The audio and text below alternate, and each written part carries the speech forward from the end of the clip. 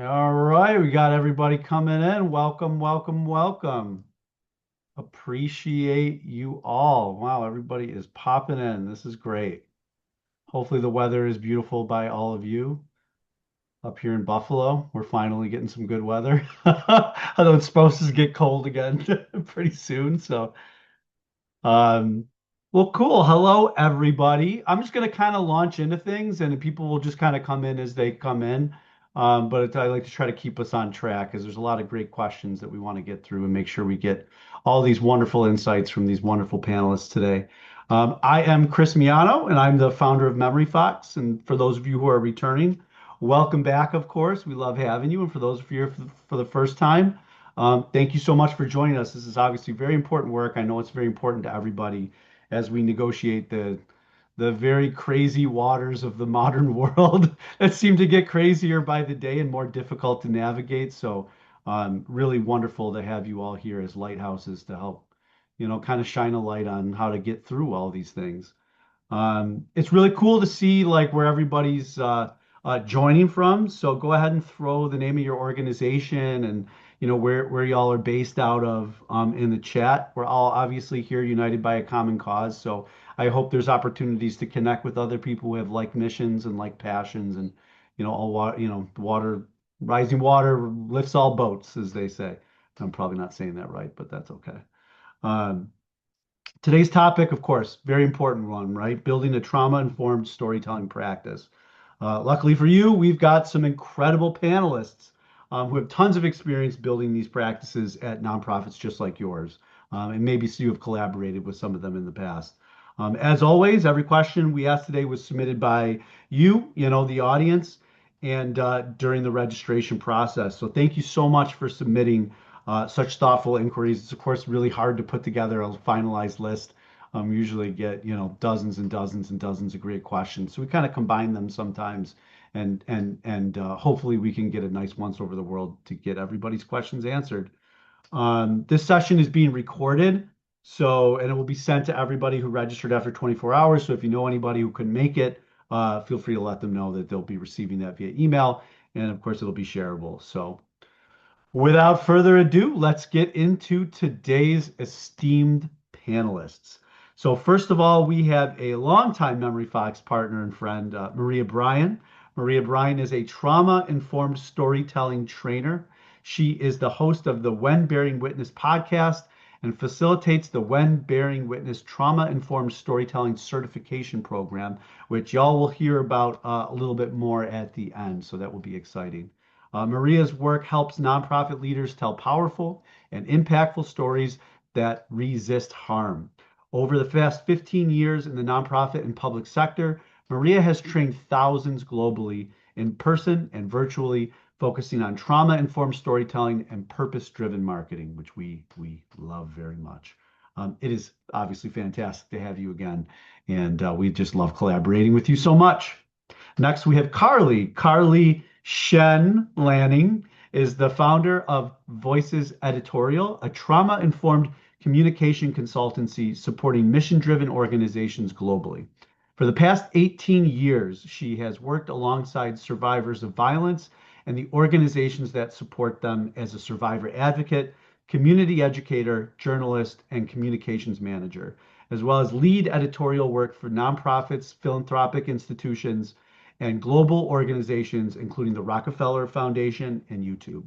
Her background also includes many years as a journalist with a focus on mental health, survivor advocacy, and digital culture, which are just such beautiful things. So thank you for dedicating your energy to that.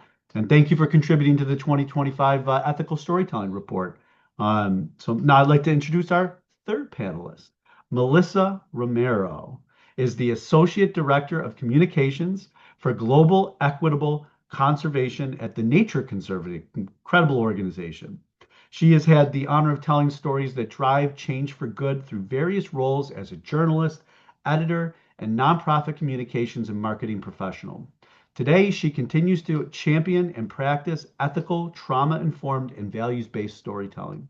Outside of her work, she enjoys the outdoors, gardening, and exploring the world through the eyes of her daughter. I also love those things, to do those things too. Wonderful to have you. Thank you so much for joining us today. Really, really can't wait to hear your insights. And finally, last but not least, of course, we have Melissa. Thank you for being. Thank you, Melissa. I'm reading a little bit of this.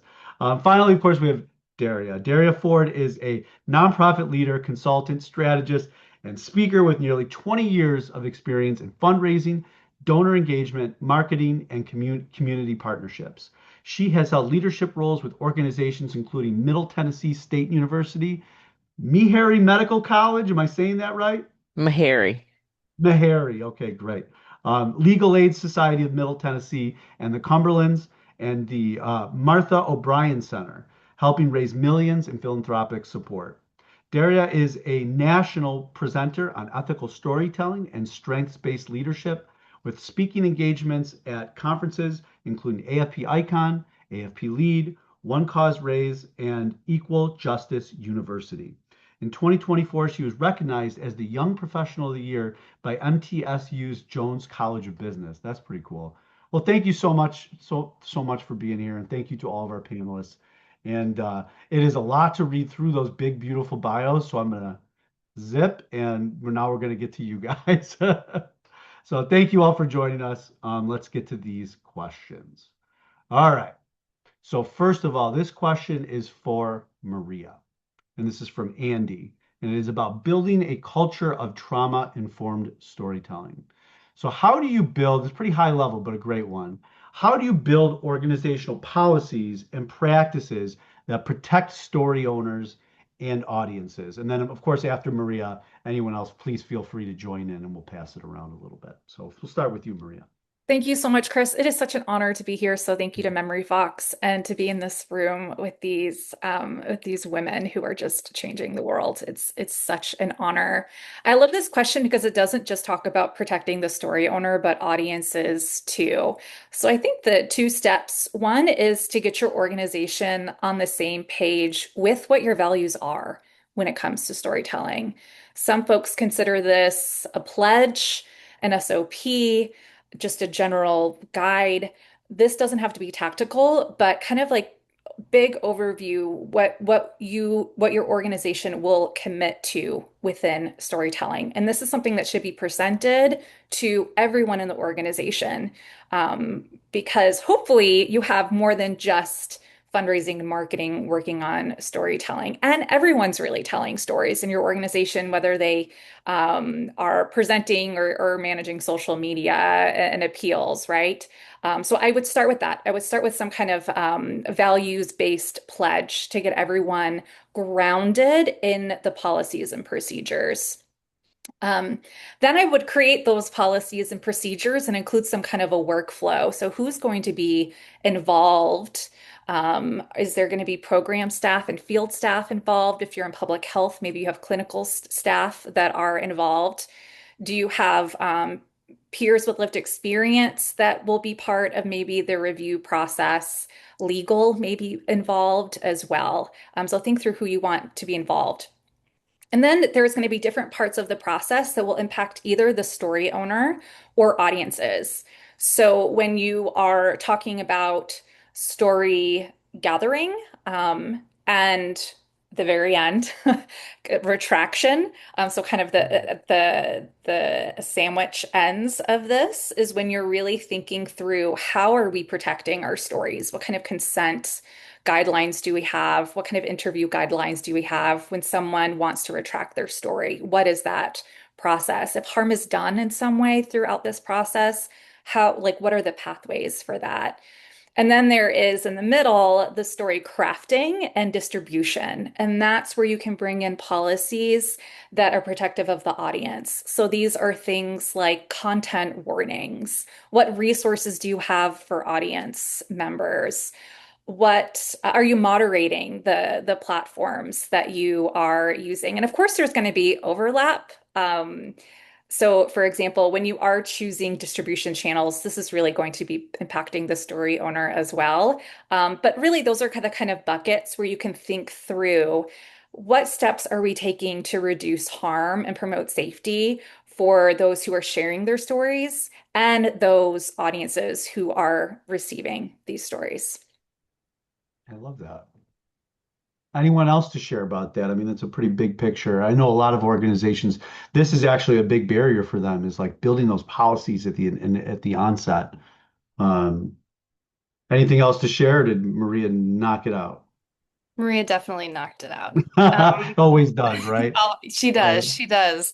I think the only thing I would add, once those policies are in place, I know the teams that I've worked with, taking those policies and turning them into almost a communication guide or things that different teams, just having a resource of the consent form they can send out, understanding the language that they should use and shouldn't use, why they should use those words and not certain words. Same kind of with photos or videos. And even just breaking down, how do we outreach to story owners, what's the type of information we need to send? I think having that communication guide set that everyone can access and just quickly reference can be so valuable just in kind of larger organizational change, as well as having just learning opportunities to come together and talk through different things. The world's changing so much. We're all engaging in just so many different situations constantly. So having a space to reflect and figure out, how can we handle different situations in a trauma-informed way can also be so valuable just kind of getting entire teams on board with these are the processes we're moving forward with. Now, do y'all recommend, getting some teammates together and having like a work group, or is this like something that you can do? You can build a foundation. I hate to say it, maybe using ChatGPT or using something else. Like, do you recommend stuff like that, or is it more like a work group setting, or um, Yeah, I'm happy to speak to that and with a concrete example. So at TNC on the communications team that I sit on, we did just that over like the course of 10 years, way before I even joined TNC. We started like offering and talking about like values-based communications and what that actually means to TNC and what are we messaging and does it actually live up to our values, right?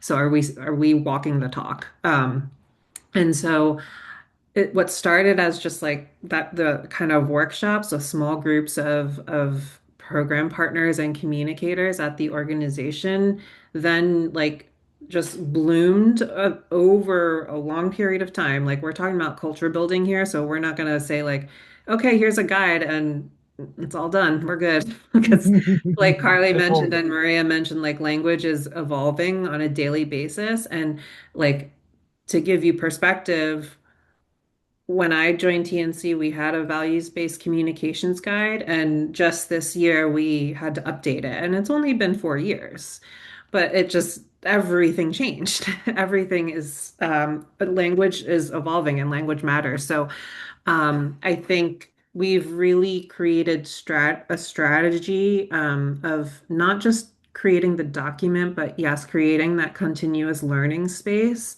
So also using the guide as a resource, but also having like developing online trainings for people to actually, do self-paced modules in addition to webinars and in-person workshops, and just like continuing that learning mindset, I think is really important. And then that also allows us to return to the guide, the original document, so to speak, and say, okay, based on like these discussions that we've been having and input and feedback and questions, like, is this really serving its purpose, original purpose, or do we have to revisit that? And that's what led us to, revise our most recent communications guide.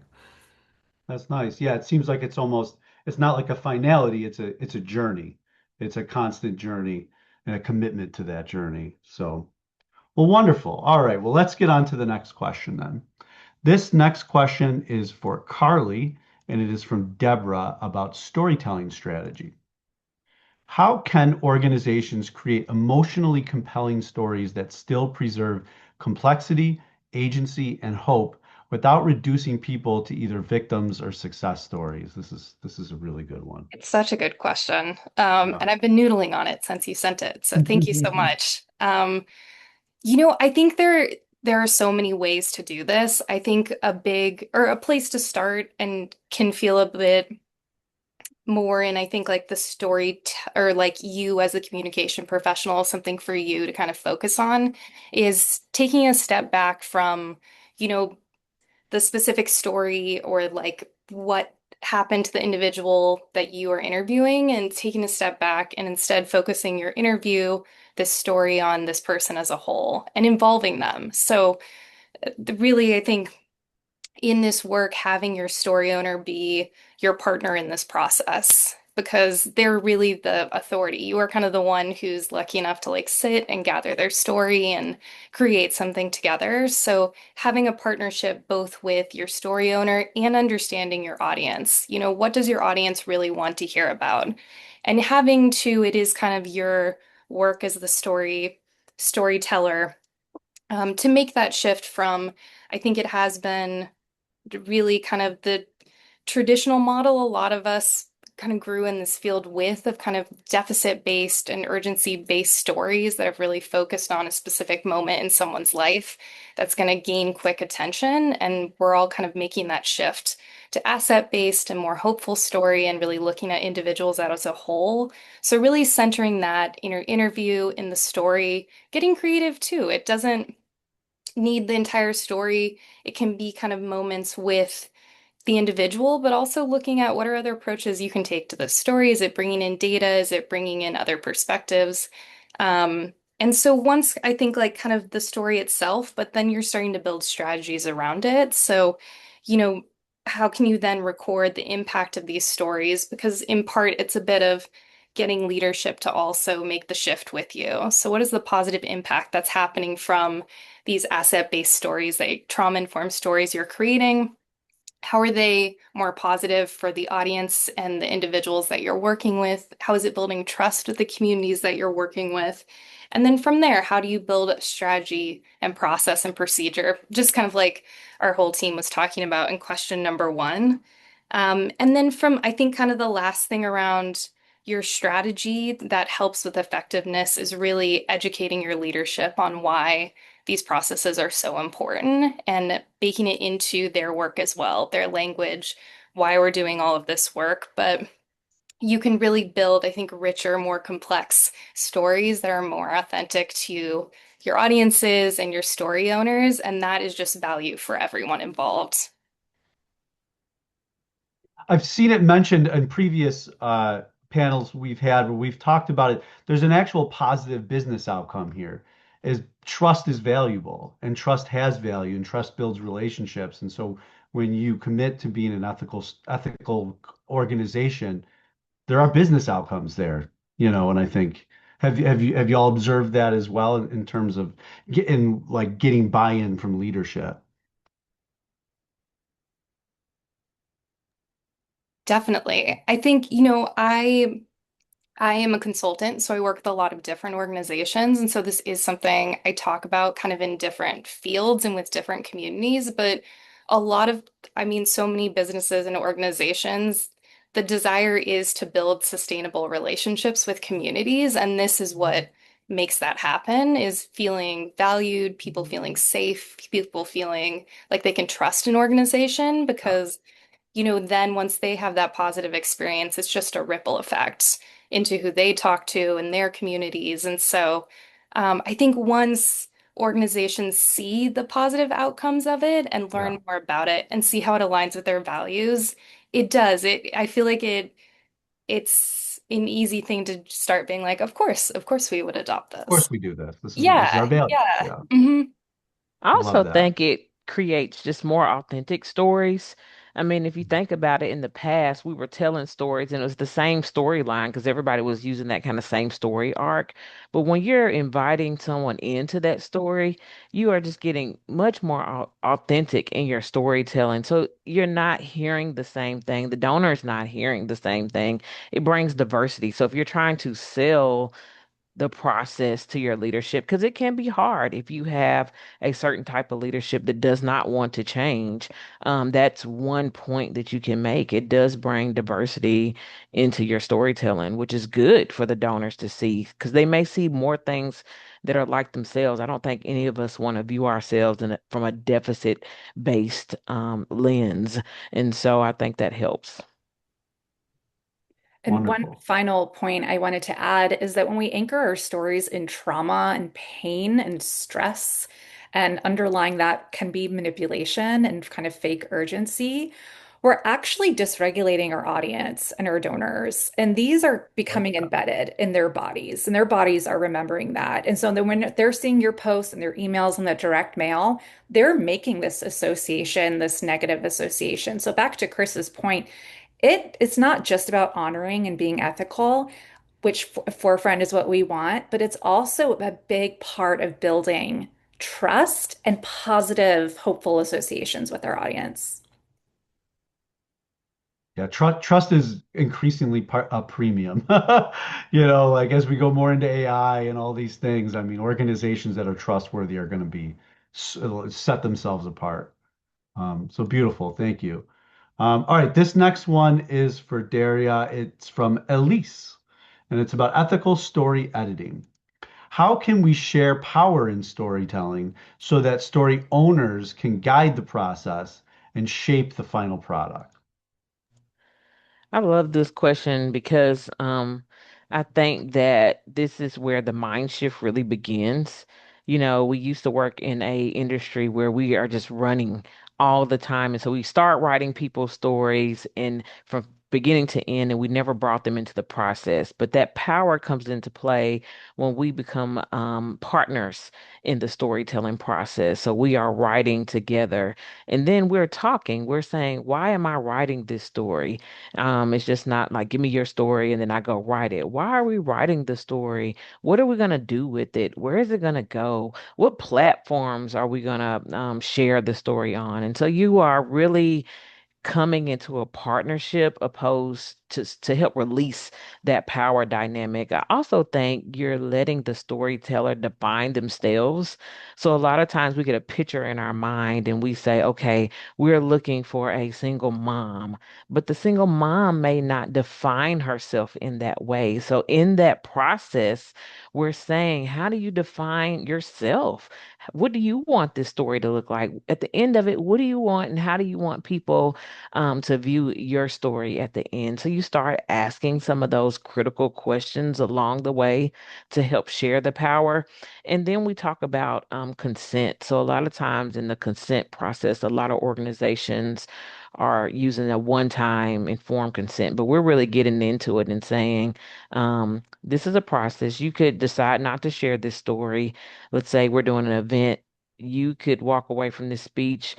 There's no harm in this. You'll receive services in the future. You can change your mind at any point in time. And we're saying that multiple times throughout the process. So if this ever is uncomfortable, let's walk this back and we do not have to move forward with this process. And so I also think that maybe adding more conversations about consent could help that power dynamic.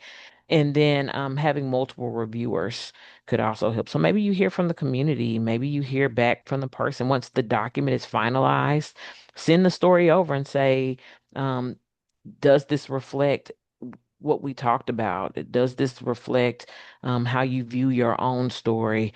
And then we can also do things like not change people's quotes, not try to get them to quote things in a certain in a certain way. I mean, there's more things, but I think that's a good place to start. Handing them a note and say it like this. Say it like this. I have some Terrible. stories I could tell about some of the things that I've run into. Yeah.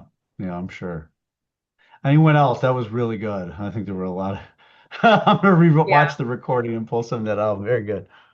Yeah, that was incredible. I just love how do you define yourself? I think that's such a I would have trouble probably like if I was given that question, but I think it's so important to start with the questions that you are asking of the story owner. One other question I really like to ask again to avoid that deficit framing is, but like, um, what do you love about XYZ? What do you love about your work or whatever the situation is, and just finding what the strengths are for that story owner and what makes them, sing.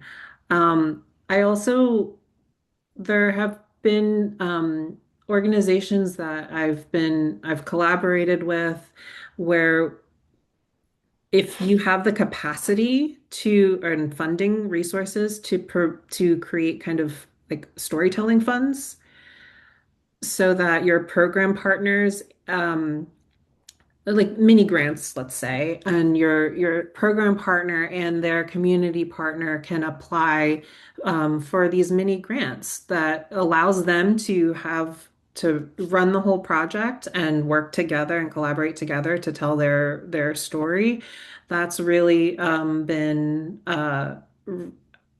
and it gives them true ownership of it. So they have all of the materials after, they have the consent, they get to choose the, potential vendors like photographers or videographers. There was one place in Philadelphia, that's where I'm based, and they called it the Yes Fund, which was so Mm. great. Like, and it was very accessible and approachable. For potential grantees. So thinking like a little bit more outside of the box where like you don't have to be the storyteller. Like, I mean, you can hand it over and it really becomes a much richer story and like Jerry said in the beginning, authentic, right? All One right. other one other thing Yeah. that I wanted to mention on that topic is you can also, in the process, help create boundaries. So you could say things like, "Hey, you don't have to share all the details. You can help because people will tell you what they think you want to hear." And so helping inform those boundaries. And then, it's okay to focus on your growth. We don't have to talk about all of the deficit parts of the story or how you would frame that. And then feel free to skip the question if you see them kind of pondering. So I think those are things that you can use if you don't have access to those bigger teams if you're doing it yourself. And nobody wants to be defined by their traumas and their No. tribulations. Like that's no one wants to be defined that way. No, I Uh, think about it from my own personal story all the time. I was a first generation college student, and it makes me cringe whenever I'm invited to do something and someone says, like, first generation college student. I'm like, man, I've accomplished so much more than that now. yeah, Like, please stop. yeah, yeah, yeah. That's the And all this quality of the just like, program. yeah. That's not who I am today. I don't own that no more. Give me something new. Yeah, and a flood of thoughts come in people. It generates thoughts in people's head and presumptions about you and all these things that are out of your control. And it's very, well, not ethical. Well, that actually is a great segue into the next question. Um, well, where was I? Yes. How, wait, did I just, am I losing my mind here? No. This next one is from Melissa. From Dorothy, it's about power dynamics. So how do you distinguish between genuine willingness to tell a story, to share a story and consent that may be shaped by unequal power dynamics, perceived obligation, or hope for continued support? This is a very important question, and I really look forward to hearing the answer. Yeah, this is an incredible question, and something I deeply resonated with. And I want to start by saying that what I'm about to share is something I actually learned from Maria in my train when I went through her training program. And she actually just mentioned it in the chat. But there is a type of response to trauma called fawning. And in the nonprofit world, it looks exactly like how this question posed it. When someone has experienced trauma of some kind, and then say receives support from a service provider, um, and then they're asked to share their story at the fear of saying no and then not receiving continued support, they may unknowingly have this fawning response and just say yes because it's often associated with wanting to please, not cause any trouble or and keep things peaceful. And I think that what's critical here in these types of situations is starting with the mindset of relationship first. So understand the current relationship that this potential story owner has with uh, your program colleague or whomever at the organization. And then and so, have that conversation. Like what's the context here, so that you know what you're entering into and can be prepared. And then once you have that invitation, build your relationship with the story owner and be clear and kind about the what's happening here, what the storytelling project is, whatever it is, what it's for, how it's going to be used, how long it will be used. And if they consent, great, but it has already been brought up, consent doesn't end there. I think yes, there's free, prior, and informed consent, but there's also the part that I think gets lost is that ongoing consent. So throughout that storytelling process, continue checking in. How are you feeling about this? How are you feeling about how this process is going? Like Jerry said, anytime you feel uncomfortable, we can stop.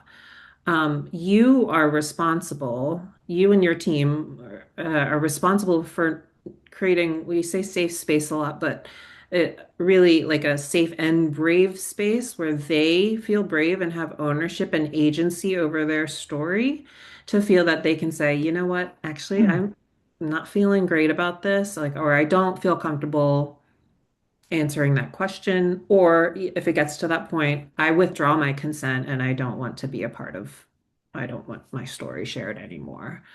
And, I think a lot of people are going to say, well, like, but we need the story. Like, but it's,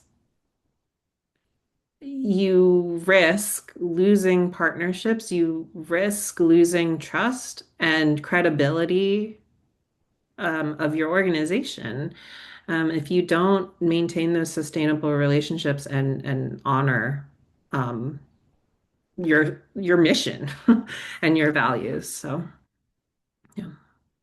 I love that idea of bravery, like a brave space too. That's really nice. And what else to piggyback on that one? That was great.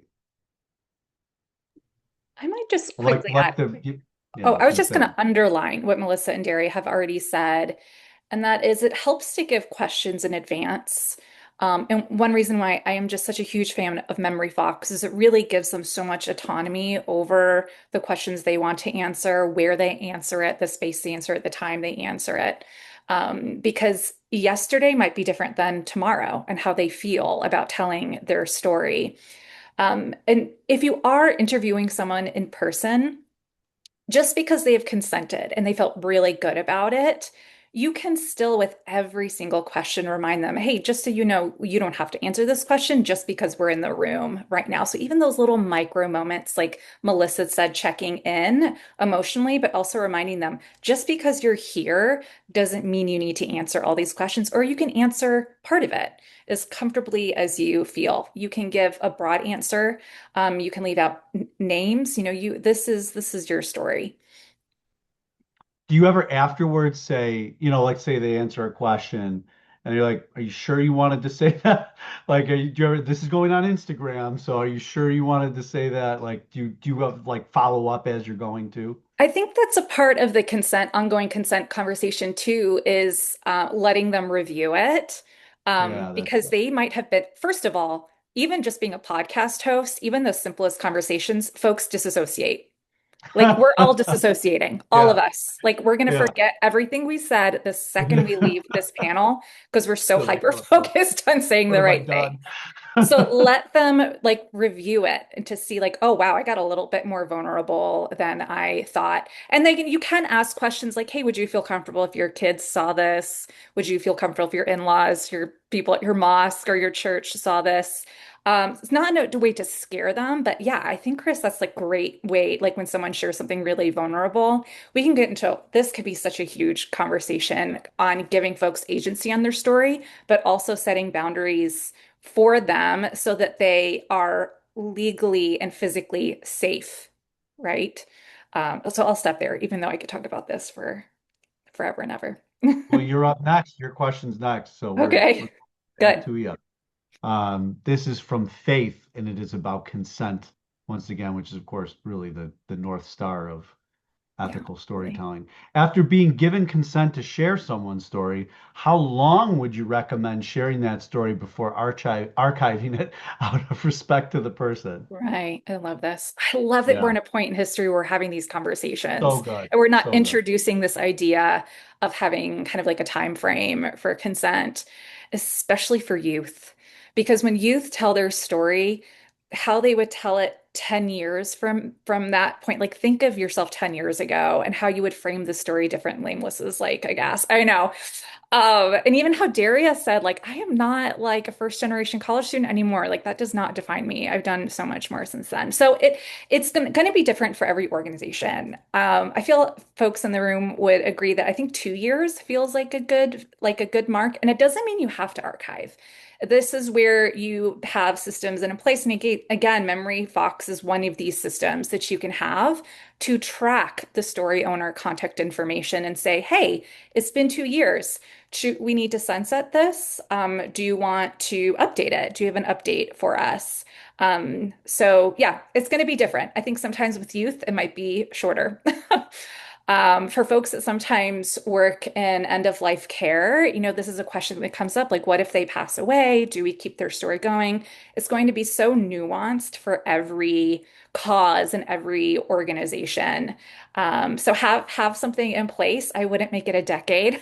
I would make it probably about 2 years, but I'm curious others in the room, here in the panel, or even in the chat, like what feels good for you and for your organization. I always encourage organizations to at the least think about it or put it on the consent form as a question. How long can we have your story and have like some time frames? And then that way it becomes like your responsibility just to recycle it based on their wishes. So I use it as a part of that informed consent process just to say, here it's on the consent form and then explain to them why they might want to consider sunsetting it after some time. It is a little bit more um, administration to make sure you follow their wishes, but this is what the process is all about, is making sure that we're giving them agency over the story. So that's how I typically encourage people because it's going to depend on the complexity of the organizations. Really small teams might need to use those stories longer. And then bigger teams might be able to do them annually. So it really does depend. I love that idea of baking it into the consent form. I just like made a note. I was like, do that. That's such a good idea. And I think for some teams too, like as you're baking it into the process, one thing at the end of every story, when the story publishes, it's not just like the end of your relationship, but just making sure like the story owners have your contact information or someone's contact. So if they do change their mind or things change, they have someone they can get in contact with and really encouraging them to do so if they want to update, if they want to bring the story down, if they just something comes up that they want to change or just stay in touch, but just seeing it as kind of an ongoing relationship versus like one thing you created together. Anything to add, Melissa? Otherwise, we'll just go on to the Um, next question. I just saw Erica's comment in the Me chat. too. Yeah, I was thinking the And same thing. yeah, I'll read it out loud just for folks listening in. But we've had mixed opinions in our org about whether to use a story or a photo after a client passes on. And I'll just share from experience. I had this experience where I was it was actually the original guide that I was talking about at the beginning of this call, where we had a bunch of pictures on the cover of that we had, and I realized right before it was going to print, I saw a Facebook post of one of the pictures and it was an announcement of this community member's passing. And I was like, oh, we like stop the presses essentially. Like we cannot put this um photo in here anymore. We literally have a whole section about photo usage and consent and everything like that.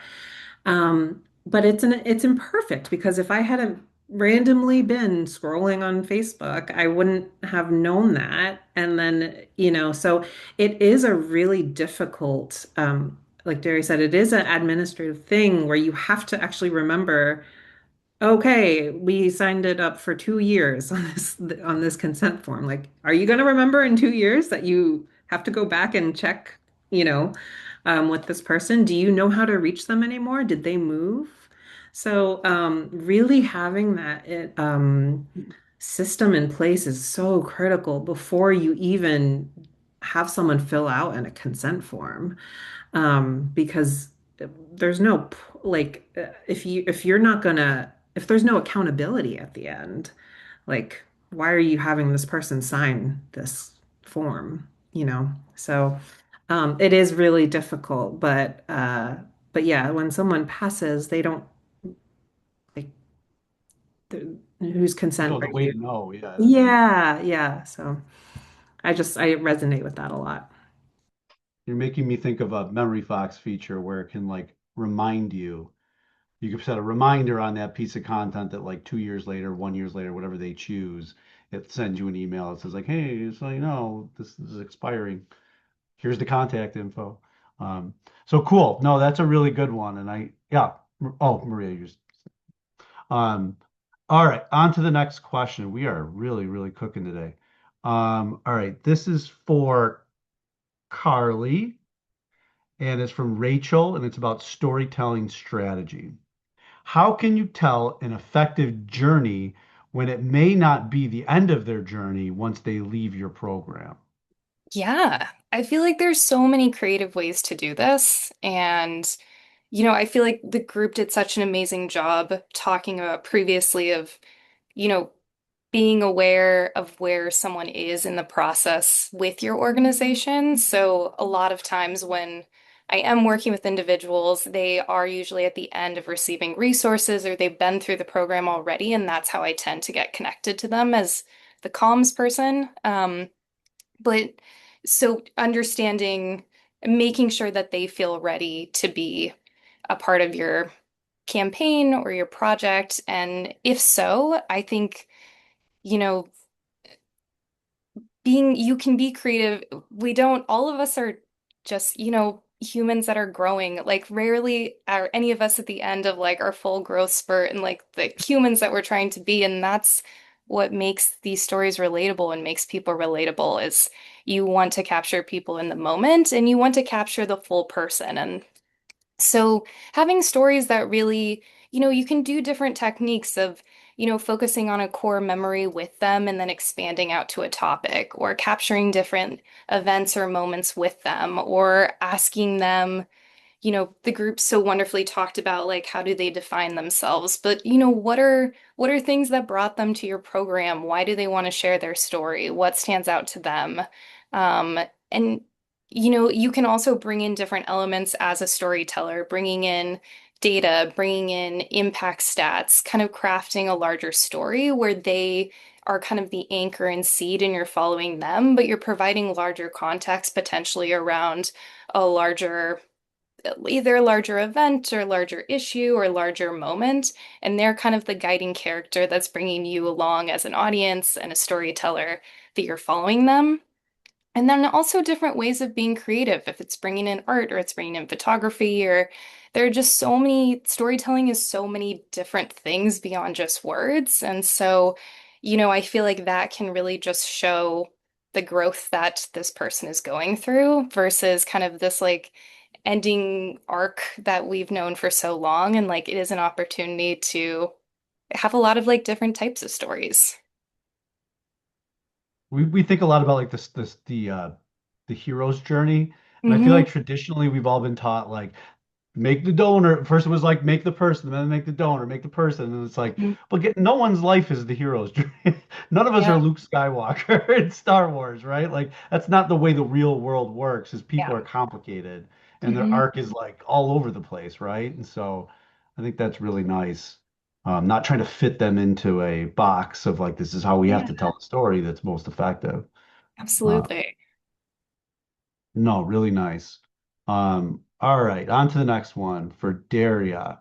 This is from Joan, and it's about fundraising strategy. Many nonprofits want to move away from deficit-based narratives, but those stories have historically generated donations. What have you seen work effectively when shifting to dignity-centered storytelling that still inspires action and support? That's a good one. Yeah, it is a good one. I think one thing that we all have to remember is we are more alike than we are different. And every time you read content that relates to you, neurons go off in that donor's head and saying, we're alike, we're alike, we're alike. And so deficit comes from deficit-based storytelling is trying to make us different where we're all resilient. We all love community. We all love connection. And so that's what happens when we come from that human-centered approach. And so I think remembering that first is it will raise funds because it's authentic, it's relatable, and it creates that scientific connections. There's so many things you could read about language and the connections that are created off of words. But I think shifting from that broken person, like we just talked about, to we are a complete human type language. I think organizations have been successful with that. So, someone who might have said like she was homeless, hopeless, desperate. She's navigating a system that is difficult, and it Hmm. makes both of us think, man, the housing market is hard for all of us, right? Right now it just made more people relate to that story. So I think remembering that first and then focusing on the partnership in the language. As we mentioned earlier, we're not saving, we're not the great saviors. Together, we're doing this work because it takes each individual in that program making a decision to show up, to come, to be a part. And that's a partnership because they contribute so much to the success. So I think those things are important. And then I think one opposition that I've heard is that the stories can become very soft when you lead with a human-centered approach. So I think pairing the story with the data helps when you're trying to prove this to your leadership. So the genuine, authentic story, and then saying, here's what supports it. I think those are approaches that helps, and then showing systems that it's the system that has created a lot of this, not the person. Let's talk about how high it is to buy a house. I'm on housing Yeah. today. So let's talk about how difficult it is to purchase a house. It's not the same as it was 50 years ago. This system has changed. So using those type of languages, I think, are great places to start. I love that. Anyone else to add to that? Talking about the bravery of people, not their deficits, that they're negotiating difficult times. No, that's great. All right, cool. On to the next question. Again, another one that I'm sure a lot of people are thinking right now. This is from Melissa and is from Shailene. I apologize if I mispronounce her name. Um, Building a culture of ethical storytelling, which is something we talk about a lot at Memory Fox. How do you handle situations where leadership wants a stronger story that feels ethically uncomfortable to communication staff? Yeah. Tough one. Yeah, talk about dysregulation.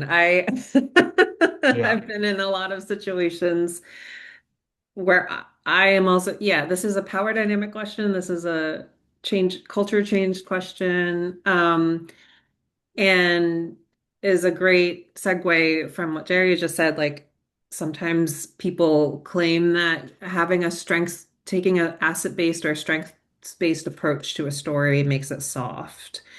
And so when I first read this question, I asked myself, like, well, what does stronger mean? And then I realized that's what you need to ask your leadership. Pose the question back to them. Say, What do you mean by what do that? you think would make this a stronger story? And like I don't mean to diminish anyone, but like that's how I have conversations with my 5-year-old daughter. I'm like, I don't know. What do you think about that? It's, there's that first. And you may real in many situations that person will be like, "Oh, like I actually don't know what I was Hmm. talking about," or like it when they say it out loud doesn't quite land anymore, right? So there's that option. And that's really about like naming the discomfort or naming the oops or ouch that just occurred, and having in conversations in general. Um, and so if you need to go even further, I think what's really important here is also naming the risks that come from creating, stepping into this ethical dilemma. And I think it's incredibly important to take responsible risks in anything but when it comes to storytelling, you can take creative risks. And that means, like Carly said, telling a story in a different way. It doesn't just have to be words. It can be through illustrations and voiceovers and other uh, podcasts, like um, and working with a writer or videographer that you've never worked with before. Um, but taking, I don't know, changing a story to make it stronger, but making it not authentic and true is going to cause harm. And to not only the story owner who potentially sees the story and is like, "What? I didn't say that," or "That didn't happen," or "That's not how I remember it." But so cause harm to the story owner and to your organization. We talked about this already, but like reputational risk. You break the trust with your partners. You potentially break trust with a relationship with members or donors. Um, and if you approach the conversation that way and lay those risks out, um, they tend to resonate with leadership because they know, oh, okay, it's a risk to our organization. It's a risk to my authority here. And so, again, and then finally, I think it's also worth returning at posing the question, well, if we made this story strong, quote, stronger, um, how would this how would this live up to our values? So again, returning to your organization's values and asking if I tell this story, does it demonstrate us living out our values? And if not, I think you have your answer, hopefully, or at least helped your leadership think a little bit differently about their approach. Yeah, that's a wonderful way to disarm them through asking questions and meeting them on their terms. So, all right, well, we're going to jump ahead to the last question. And this is always one of my favorites. We'll start with Daria, then we'll go Carly, Melissa, and Maria. What is one final thought you'd like to leave our audience with today? It can be something we didn't have time to discuss or something you'd like to reiterate. So we'll go ahead. We'll start with Daria. I like to remind the audience, I know it's a journey, but it's a journey for some organizations where you have to keep working at it. But I just remind you, like at the core, that remember when you're telling stories, it could be your story. So treat people like you would want to be treated. So think about informed consent that way when you're crafting the story. Just remember at any point in time, it could be your story. So that always gives me pause when I'm busy and I start to just draft something and I'm like, nope, nope, nope. I wouldn't treat anyone else like that because that's not how I want to be treated. So that's my thought. Golden rule.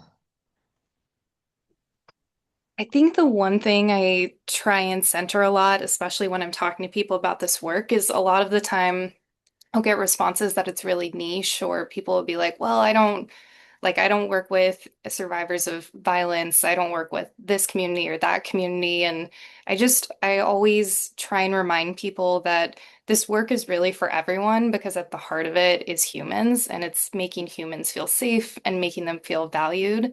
And that is across everything all of us are doing, always professionally and personally. So, learning and learning as a community, it's the most valuable tool to have in your toolbox.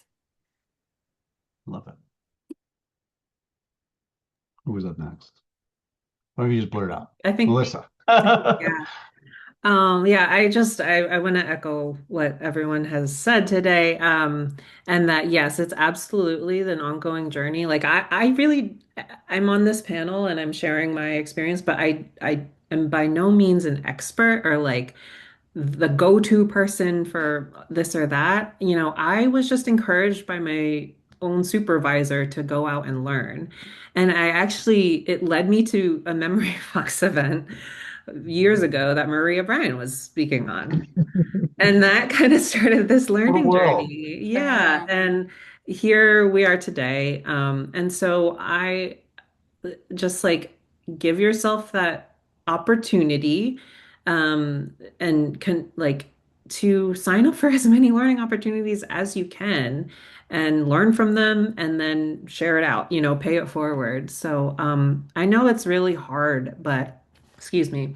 But if you can just give yourself that like openness to take hard things in and know that you can do it, it's like just give yourself that invitation.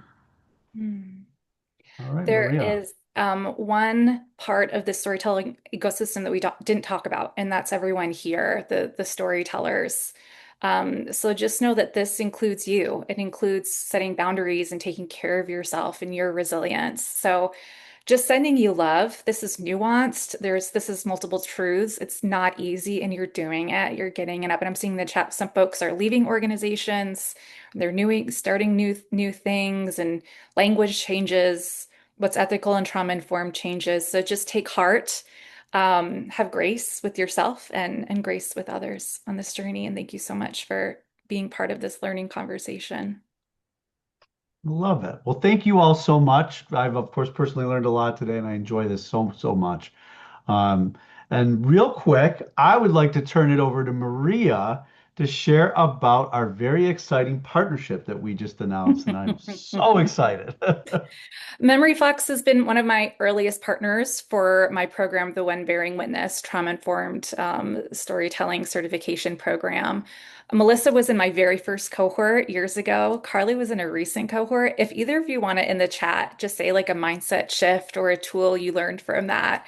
That would be great. So we have a cohort coming up. This is a 4-week program that works through every part of the storytelling system from story gathering, crafting to dissemination, but also in relationship to what we've talked about, a trauma-informed lens with our story owners, with our audiences, but also in leadership, culture change, and with ourselves. And um, a lot of folks were asking, how do we track consent? All of these little nuances, and I was coming with experience from 15, 20 years ago in the field.